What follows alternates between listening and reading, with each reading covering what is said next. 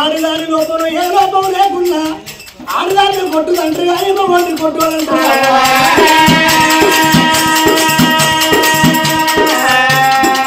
ఈ కొట్టు పేరుతోటి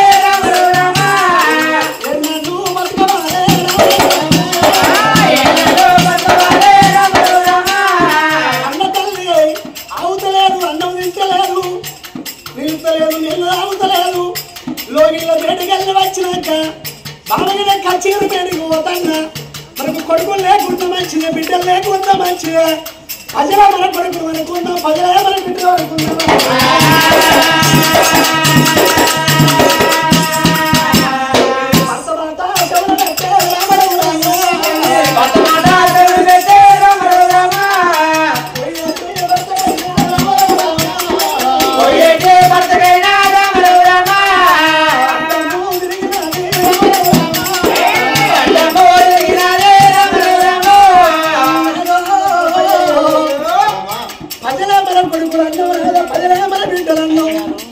ప్రజలు మన కొడుకులు ఎట్లయితారు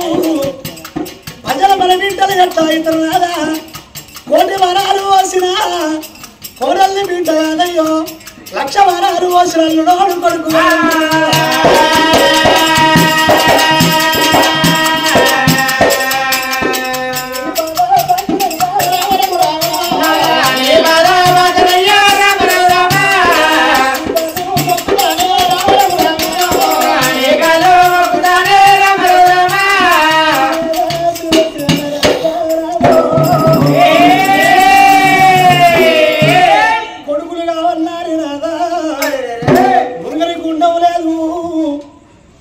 దేవుడు లేడు నాదా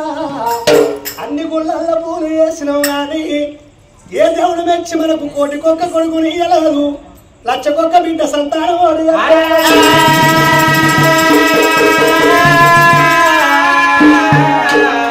కన్ను నేను మొక్కుతున్నా శివనసారి చిన్న కోరిక కోరుకుంటున్నా ఈ కోరిక లోపల నాకు సంతానం అయితేనేమో నా మొక్కు నీకు చూపెడతా లేకపోతే నాలా ఈ కొట్టు పేరుతోటి నేను బతక ఏ చెట్టు కన్నా ఉరి పెట్టుకుంటే ఏ బండ కన్నా తల గుద్దుకుంటా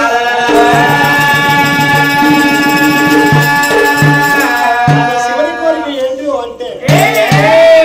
కొడుకులుగా ఉన్నాను కోరెల్లి మల్లన్న ఎవలాడదన్న తిరుపతి చేస్తున్న మేడవసమ్మా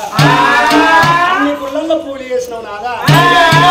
చివరిసారి చిన్న కోరిక అంటే మరి చూసినవా అందుకే అంటారయ్యో పార్వతంత మాతలేదు శంకరంత దాతలేడంటారయ్యా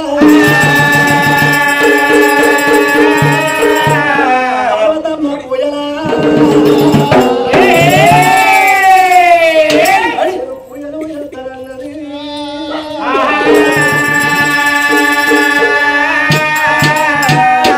ఏడు తక్కల్ల బంగారం నాదా నీ చేతి లోపల పెడతన్నా హౌసులలో ఇంటికి వెళ్ళిపోయినాడో పార్వతుంటే పచ్చన్న గిళ్ళ లోపల ఆడవిల్ల పార్వతేవే రీతు ఉండదు కాలు కోరి కాడికెళ్ళి కంటి రెప్పరాక బంగారు విగ్రహం చేయించుకత్తే 41 రోజు నాదా పచ్చి మంచుళ్ళు ముట్టుకుంటున్నాదా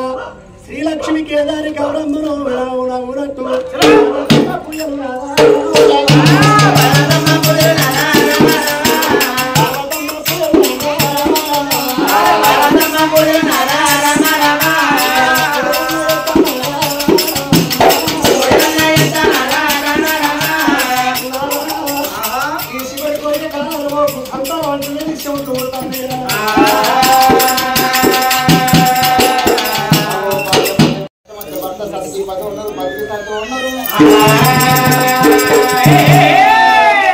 భర్తలంటే బండికి చక్రాలు లాంటి వాళ్ళు ఏ చక్రం ఉడిపోయిన బండి నడవది భార్య భర్తలంటే బండికి 2 ఎడ్లతో సమానం ఏ ఎద్దు పక్కకు గుంజిన బండి నడవది అట్టగాకుండా కానీ సంసార మార్గం లోపల భర్తకు కోపం వచ్చినప్పుడు భార్య శాంతంగా ఉండాలి భార్యకు కోపం వచ్చినప్పుడు భర్త శాంతంగా ఉన్నప్పుడే సంసారం వెళ్ళి బండి పట్టాల ఎదికెళ్ళి వేనట్టు పోతుంది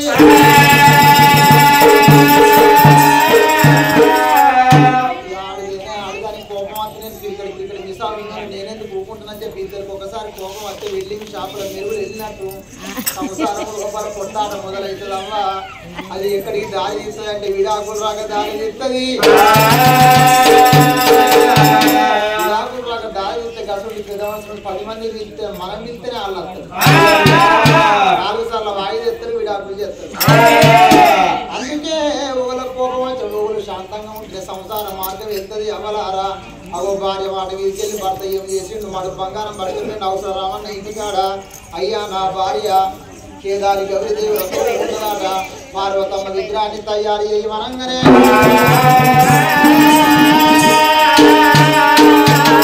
అవసరం రామన్న పని వాటలు చేసినోడు ఈనాడు బంగారం తీసిండు కరగ పోసిండు అమ్మలార ఈనాడు ఒక పార్వతమ్మ కాలుగోలు కాడబట్టి కంటిరేపరాక బంగారు విగ్రహాన్ని తయారు చేసిండు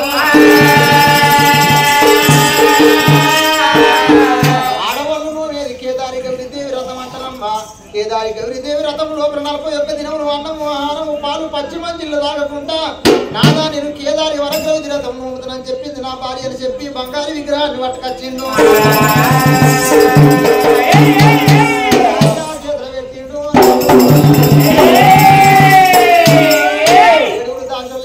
కేదారి గౌరీదేవి రథమును బాము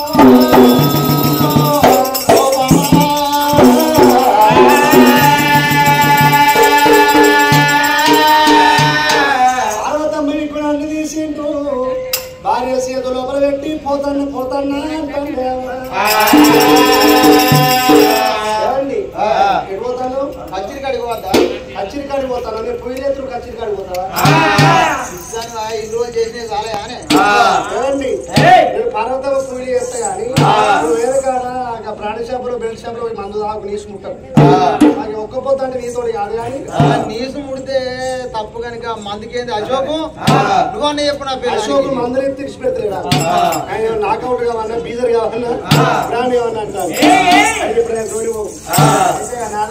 నేను వేరేగా నీసు ముట్టకు అన్నది కన్న తల్లి సుభద్రదేవి ఎడగూరు దాశలు ఎంబడి పెట్టుకోని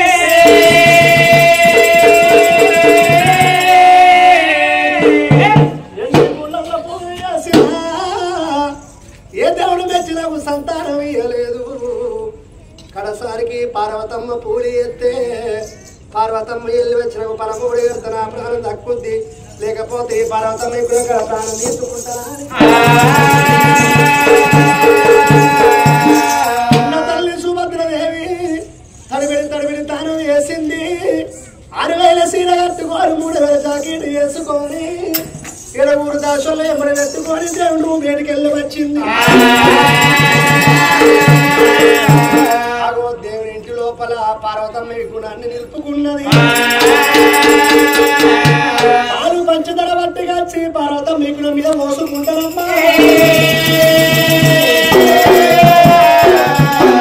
పూలమాల తెచ్చింది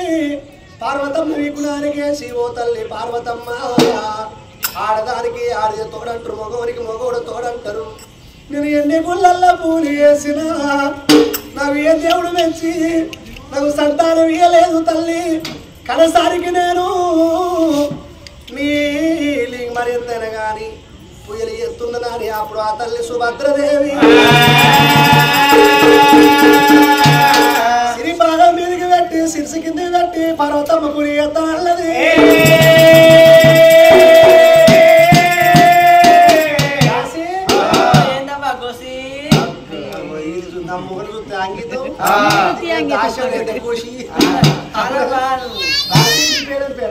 నా పేరా యమునాబాయి ఎంబడిబాయి కాదు యమునాబాయి స్నానం చేసినావా స్నానం చేసినావా మొన్న పున్నమ నాడు పున్నమి చేస్తా అమాస పున్నాడు గోపాలి అమాస గోనాడు ఎత్త నేను అమ్మ దాసి ఈ పార్వతమ్మ పూలు చేద్దామని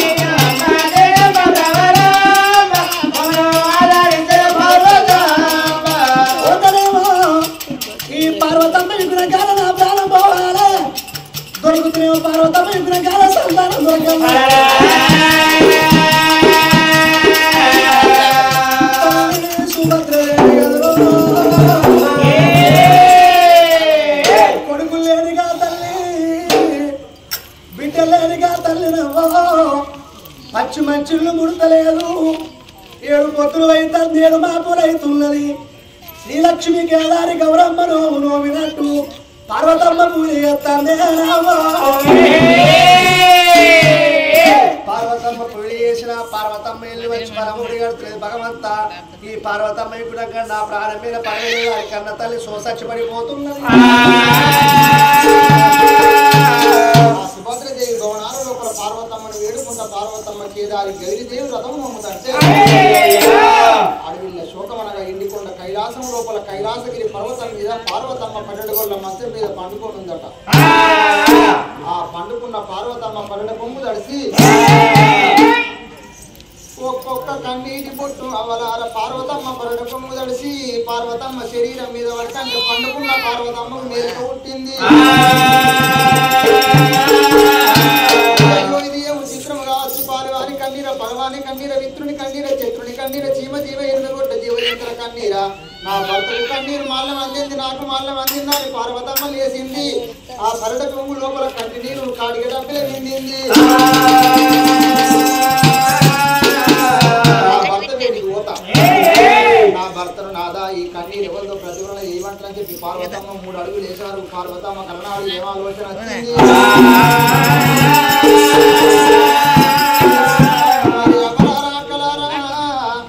పార్వతమ్మ శంకరుడు వరనాడు హిమాలయ పర్వతాల లోపల తపస్సు చేస్తాడట ఈ కన్నీరును పట్టుకొని హిమాలయ పర్వతాల పేటికి పోతిన నాదా ఈ కన్నీరు ఎవరిదంటే నా భర్త తపస్సు భిన్నం అవుతుంది నా భర్త 3వ కన్ను తెరిచిందంటే ఈ కలియుగం పగ్గుమంటదని చెప్పి అప్పుడు పార్వతమ్మ ఆలోచన పరురాలాయి